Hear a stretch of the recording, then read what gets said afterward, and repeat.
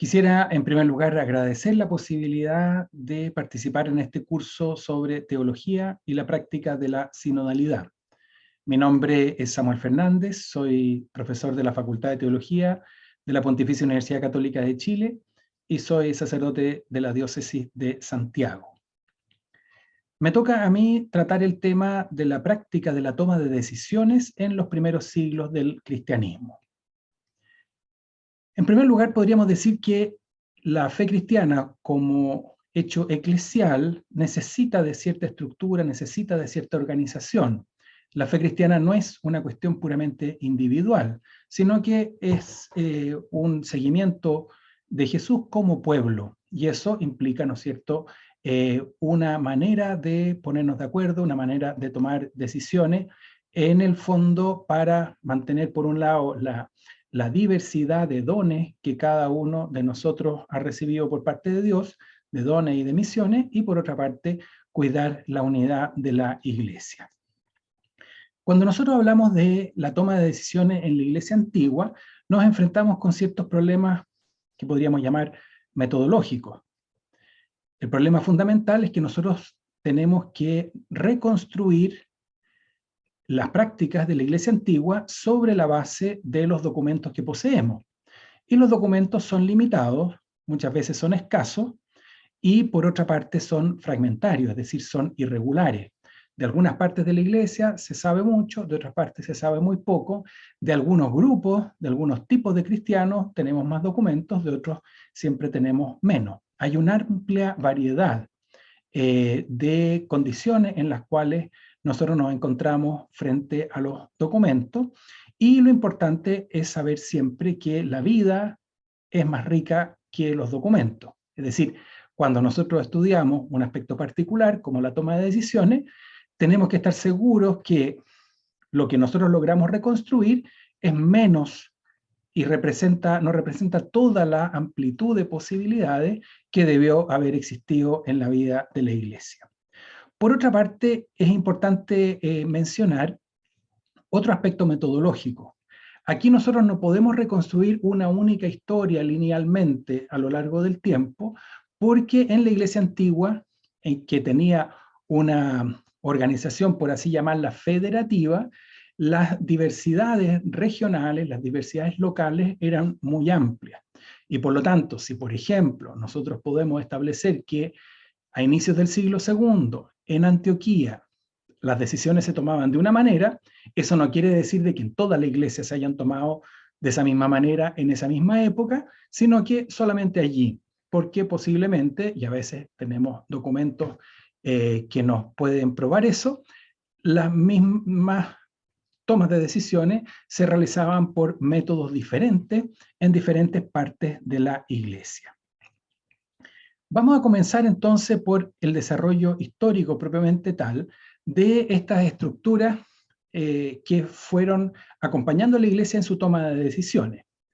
Podríamos decir que inicialmente, en las primeras décadas del cristianismo, y naturalmente favorecido por la enorme expansión misionera de las primeras comunidades, la fe cristiana tuvo una marca carismática, por así decir. Había liderazgos carismáticos vinculados al misionero que había fundado una comunidad, vinculados a liderazgos naturales que habían en las comunidades, en que hay muy poca estructura y mucho carisma, mucho espíritu, y de esa manera se desarrollan las primeras décadas.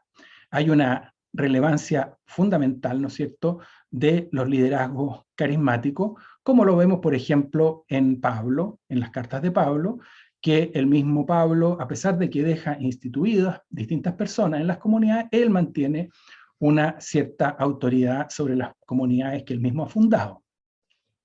Ahora, desde el inicio también nosotros nos encontramos con las dificultades que presentaba ese tipo de liderazgo carismático. En los Hechos de los Apóstoles vemos cómo la iglesia siente la necesidad de reunirse, se reúnen los apóstoles para deliberar en común. No basta el solo liderazgo carismático, se requiere también de ciertas estructuras que puedan ir equilibrando y encontrando los caminos más rectos. En todo caso, este proceso no se produjo de un día para otro, sino que tenemos un largo periodo en el siglo I y en el siglo II, en que además de lo que podríamos hoy día llamar los ministerios ordenados, tenemos los profetas, los maestros, los doctores. Y de ese modo, ¿no es cierto?, hay varias voces en la misma comunidad, y a veces hay, por ejemplo, profetas itinerantes que van de una comunidad a otra anunciando la palabra a partir de experiencias más particulares. Ahora, nuevamente, muy desde el inicio, por ejemplo, un documento que se suele datar en torno al año 90, lo que se llama la Didache, la enseñanza de los apóstoles, ya advierte las dificultades de este tipo de liderazgo carismático. Dice la Didache, no cualquiera que habla por medio del Espíritu es un profeta. Es decir, hay que discernir si ese profeta habla por el buen espíritu o habla o es un falso profeta en definitiva, ¿no es cierto? Entonces aquí nosotros vamos a tener ¿qué cosa? Un periodo de mucha vitalidad, a la vez de mucha confusión, creatividad, desorden, riqueza y diversidad y también abuso. Hay abusos económicos, abusos espirituales que se dan por parte de estos líderes carismáticos. La pregunta fundamental, ¿cuál era? Naturalmente es cómo reconocer el verdadero profeta y cómo diferenciarlo del falso profeta. Basta que alguien se presente y diga, yo hablo en nombre del Espíritu. Entonces, frente a esas grandes dificultades, se manifestó insuficiente los liderazgos puramente carismáticos. Por otra parte, se produjo otro fenómeno que fue acompañando todo este desarrollo, que fue el surgimiento de las distintas herejías, es decir, interpretaciones ilegítimas del mensaje evangélico. Ahora, frente a estas herejías, era necesario un discernimiento, era necesario tomar decisiones, era necesario poner límite, y de esa manera entonces se desarrolla ciertas prácticas eclesiales para el discernimiento y para la toma de decisiones. Ahora quisiéramos pasar a algunos puntos más particulares que nos ayudan a comprender de qué manera se fueron desarrollando con mucha diversidad regional y cronológica diferentes estructuras para la toma de decisiones en las comunidades cristianas. Uno de estos puntos es el tipo de gobierno eclesial. Nosotros nos vamos a encontrar con fundamentalmente dos modelos. Naturalmente que la realidad es más compleja, pero tenemos que simplificarla para esta clase. Pensamos en dos modelos. Hay un modelo más colegiado de gobierno y un modelo más unipersonal de gobierno. O sea, nosotros nos encontramos paralelamente en la Iglesia antigua con algunas comunidades que eran regidas por un colegio de presbíteros, mientras otras comunidades eran regidas por un único obispo. Entonces, estos dos modelos, uno tiene posiblemente una gran influencia de la cultura judía, otro reacciona frente al tema de las herejías y busca un liderazgo unipersonal para poder hacer frente a las dificultades. Allí nosotros nos vamos a encontrar entonces con estos dos modelos. Por ejemplo, cuando Marción, en el siglo II, en el año 140, llegó a Roma, comenzó a predicar su propia doctrina, la comunidad consideró de que esa no era la doctrina auténtica de Cristo y es llamado a la iglesia, pero es llamado por el colegio de los presbíteros. Y el colegio de los presbíteros lo interroga y el colegio de los presbíteros finalmente decide que Marción debe ser expulsado de la iglesia porque su mensaje no es el mensaje auténtico del Evangelio. Una situación semejante la encontramos en algunos años después, ya no en Roma, sino en Asia Menor, con respecto a un tal Noeto. No sabemos si era el obispo, era un presbítero, era un laico, pero un tal Noeto comienza en Esmirna a predicar una teología trinitaria deficiente. ¿Y qué es lo que sucede? Ahí puedo leer algunas líneas de del Contra Noeto de Hipólito, dice que oyendo estas cosas, los bienaventurados presbíteros convocaron a Noeto ante la asamblea de la iglesia y lo examinaron. Pero él negaba la ilegitimidad de su doctrina. Entonces, acá nosotros, ¿qué es lo que tenemos? Que los presbíteros, el colegio de los presbíteros convoca a Noeto ante la asamblea de la iglesia, es decir, hay una participación de la iglesia completa, y lo examinan públicamente para buscar y discernir si su teología es auténticamente cristiana o es una interpretación ilegítima del mensaje de Cristo. Por otra parte, ¿no es cierto?, nos encontramos con el modelo más unipersonal, que se llama el episcopado monárquico. Ahí nosotros tenemos, por ejemplo, el caso de la disputa respecto de la fecha de la Pascua. En la Iglesia antigua habían dos tradiciones respecto de la fecha de la Pascua. Uno la celebraban de acuerdo al día del mes, el 14 de Nisan, de acuerdo al calendario judío, y otro la celebraban el domingo posterior a la primera luna llena, posterior al equinoccio de primavera. Esta situación era más difícil en ciudades como Roma, en que posiblemente había cristianos que eran de ambas tradiciones, y eso hacía que en la misma ciudad la Pascua en distintas comunidades se celebrara en diferido. Allí nosotros tenemos, por ejemplo, la intervención del obispo de Roma, el Papa Víctor, que él personalmente se hace cargo del problema y toma una decisión. Su decisión era muy drástica, era precisamente de excomulgar a aquellos que celebraban la Pascua el día 14 de Nisan. Sin embargo, ahí aparece otro obispo, Ireneo, que logra convencer al Papa Víctor de no excomulgar a los cristianos de Asia Menor por la diferencia de la Pascua, y recuerda en una carta que cuando el obispo de Esmirna, Policarpo, fue a Roma en tiempos del Papa Aniceto, aquí estamos hablando del año 130 por ahí, entre ambos también había surgido ese mismo problema.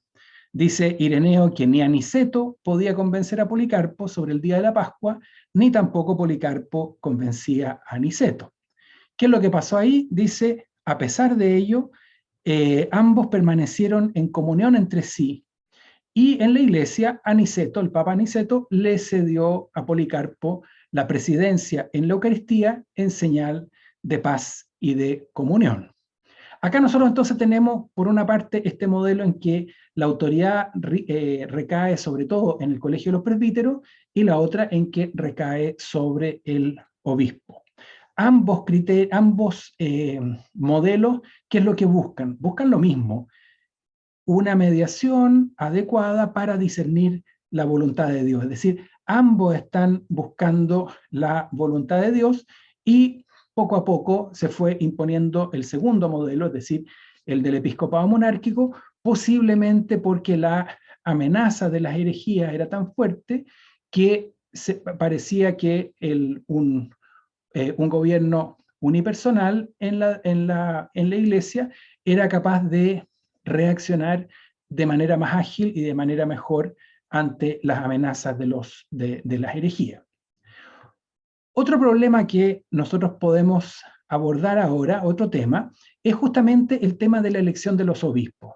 Una de las decisiones fundamentales justamente era cómo elegir a los obispos, cómo encontrar a la persona en la cual, ¿no es cierto?, por medio de la ordenación episcopal, iba a quedar instituida, ¿no es cierto?, como autoridad en una comunidad.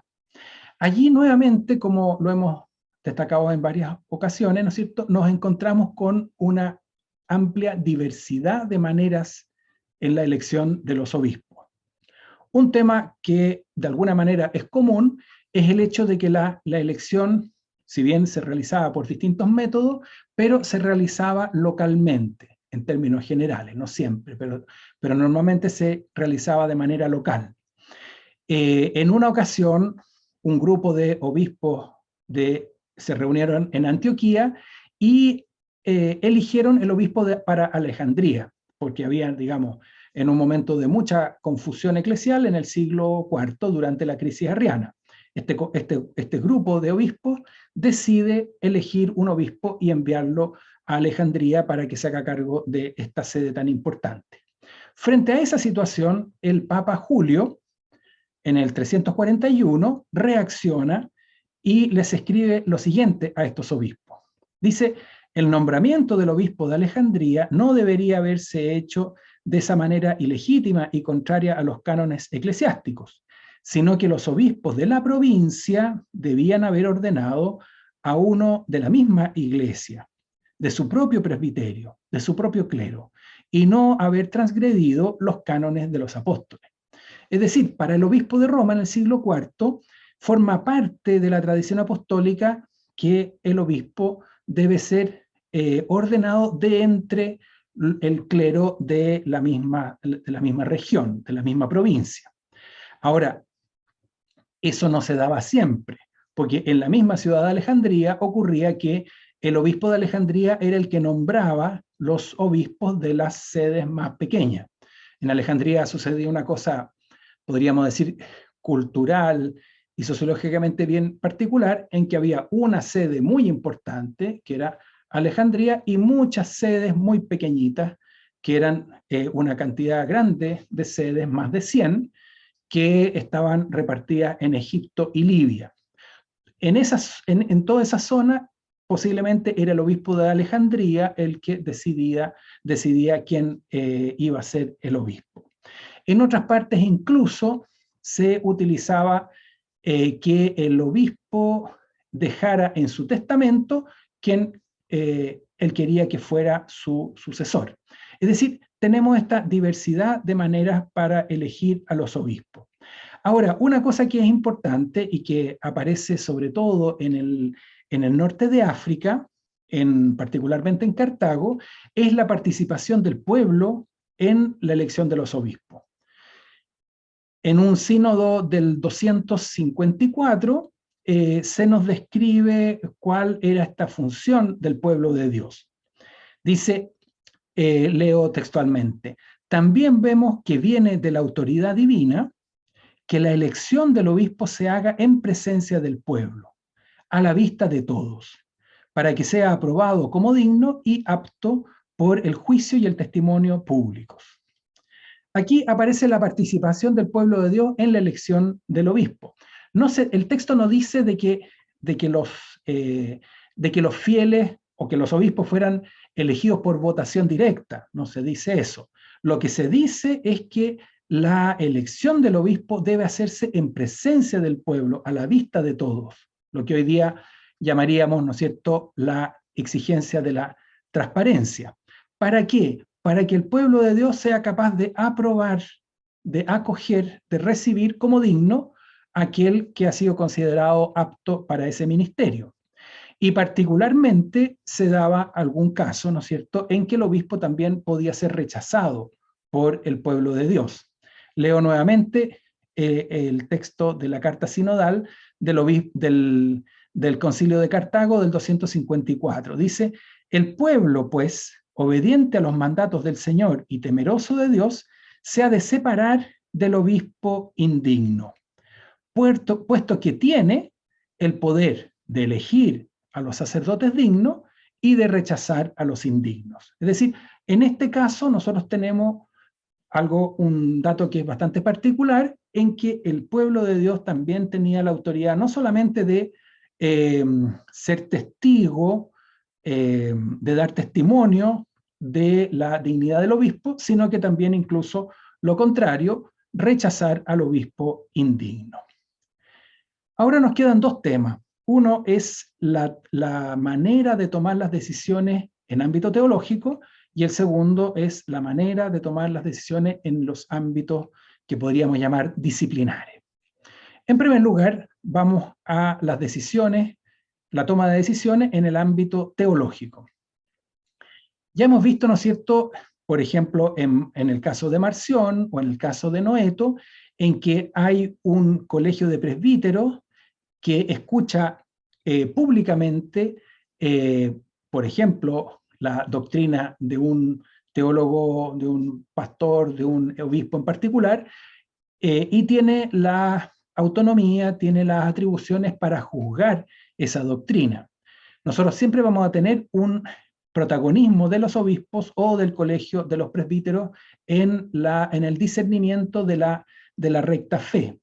San Jerónimo, por ejemplo, habla de que en Roma habla del senado de los presbíteros que tomaba decisiones de carácter doctrinal.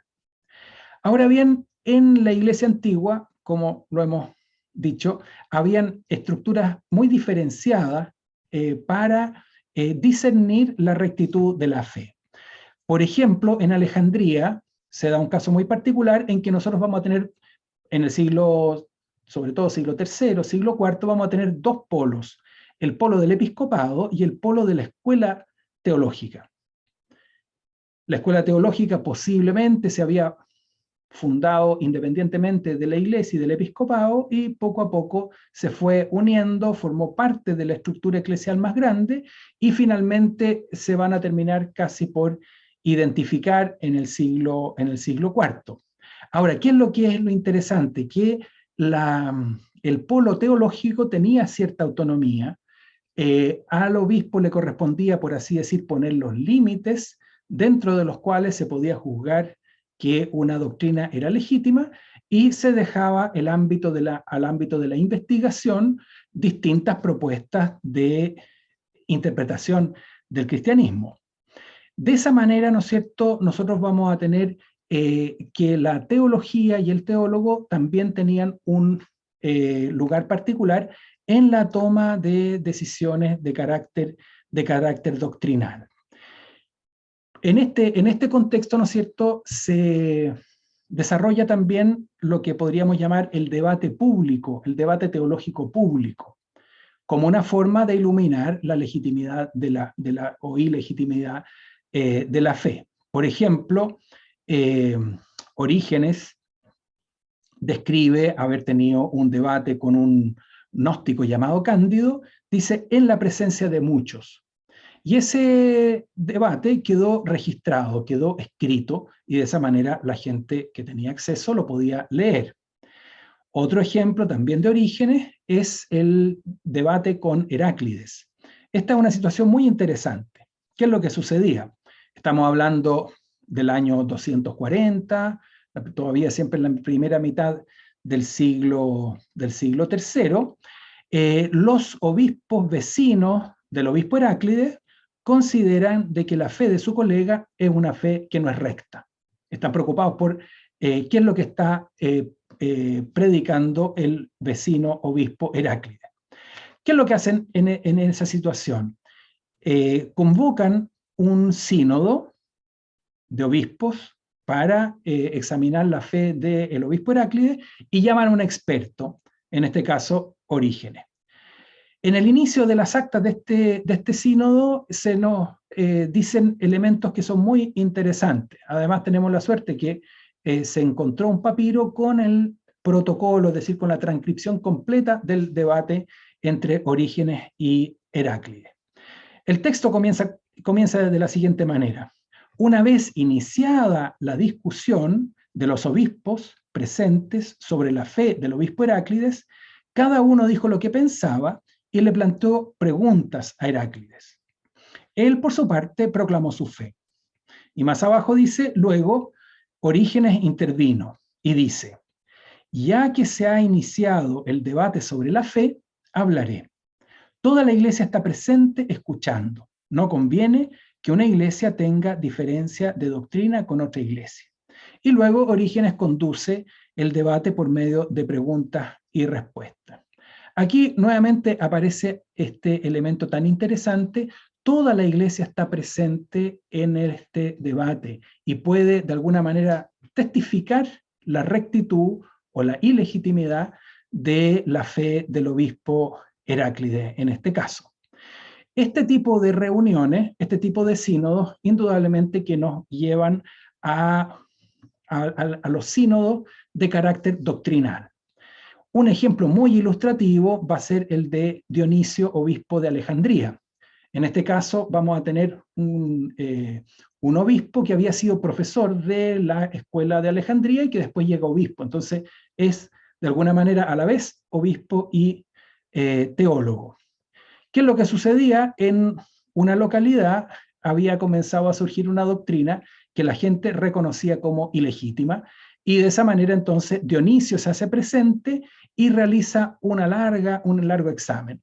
El texto es muy hermoso, vale la pena leerlo. Dice: hace mucho tiempo prevalecía allí, en esa localidad, una doctrina que había provocado apostasía y cisma en la iglesia.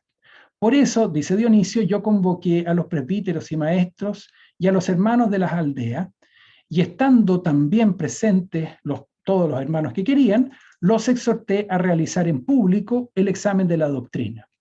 Estuve con ellos 3 días de sesión continua, desde el alba hasta la noche, tratando de enmendar esta enseñanza.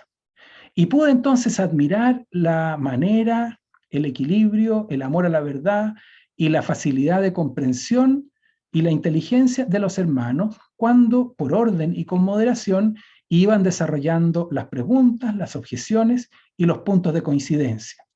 Por una parte, dice, nos rehusamos a aferrarnos a nuestra propia opinión.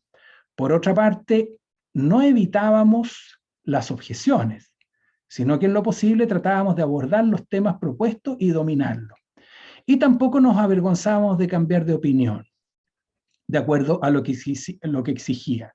Antes bien, con la mayor conciencia y sin disimulos y con el corazón abierto a Dios, aceptábamos cuanto quedaba establecido por las argumentaciones y las enseñanzas de la Sagrada Escritura. Aquí nosotros nos encontramos con un caso muy hermoso de qué manera, ¿no es cierto?, el debate doctrinal ante la comunidad logra discernir cuál es la fe correcta. Ahora, las definiciones de los sínodos, y después, ¿no es cierto?, vamos a tener sínodos muy importantes de carácter más universal, como Nicea, Constantinopla, Éfeso, Calcedonia, etc., lo que buscaban era poner un límite, una definición, que quiere decir un límite, ¿no es cierto? No se trataba entonces de elaborar una doctrina particular, elaborar una teología particular, sino que simplemente diferenciar, digamos, poner un límite para poder diferenciar las interpretaciones legítimas de aquellas ilegítimas del mensaje cristiano. Y de ese modo, estas auténticas definiciones no quitaban pluralismo teológico, sino que simplemente señalaban cuáles eran los límites de las interpretaciones legítimas de la fe. Finalmente, este es nuestro último punto, vamos a la toma de decisiones en cuestiones disciplinarias. Por cuestiones disciplinarias nos referimos a cosas de alguna manera más prácticas que se refieren a cómo enfrentar el problema de los que han caído en la persecución, los que han apostatado, cuestiones sobre el celibato, temas litúrgicos, cuestiones administrativas, incluso cosas de dinero, que con el correr del tiempo fueron surgiendo en las iglesias. Para esto, ¿no es cierto?, los sínodos elaboraban cánones, a veces hay cánones que incluso conservan su forma de diálogo, tal obispo propuso tal cosa, todos estuvieron de acuerdo y queda establecido en un canon, y de esa manera los sínodos fueron reuniendo todo este material, y este material se fue transmitiendo, un material que iba cambiando, tal como cambiaban las condiciones. Por ejemplo, en la primera mitad del siglo IV, muchos cánones se refieren a qué se debe hacer con las personas que han apostatado en las persecuciones. Pero algunas décadas después ya eso deja de ser un problema porque se habían acabado las persecuciones y por lo tanto, ¿no es cierto?, estas colecciones canónicas iban también de alguna manera variando. Los sínodos, incluso por ejemplo el concilio de Nicea, el primer concilio ecuménico, establece que debe reunirse un sínodo 2 veces al año en cada provincia. Es decir, eran tantas las cuestiones disciplinares, los nuevos problemas, las dificultades que iban surgiendo, y la conciencia de que esas dificultades había que tratarlas en común, llevó a que, como decíamos, el concilio de Nicea estableciera de que en cada provincia debía haber 2 sínodos anuales para que se pudieran ver en común todas estas dificultades. Por otra parte, nos vamos a encontrar con algunas estructuras básicas, como por ejemplo la apelación, que permite ver de qué modo el derecho civil también tuvo influencia en el derecho canónico. Esto resulta interesante. Primero, se consideraba de que las decisiones de los obispos eran inapelables, pero una vez que en el derecho civil se desarrollaron los tribunales de apelación, entonces también al interior de la Iglesia se consideró que un clérigo o un laico que había sido condenado por un obispo podía apelar a un sínodo, y que un obispo que había sido condenado por un sínodo podía acudir y apelar a un sínodo mayor. ¿Qué es lo que aprendemos de toda esta historia? En primer lugar, ¿no es cierto?, no es una historia lineal, sino que tiene muchas diversidades. Y tal vez ese es uno de los mensajes fundamentales que la Iglesia antigua hoy día nos transmite. La Iglesia de Cristo ha adoptado a lo largo de los siglos muchas maneras para tomar las decisiones. Se han hecho las cosas de múltiples formas. Se ha valido de diferentes modelos culturales y ha acogido las buenas prácticas del derecho civil.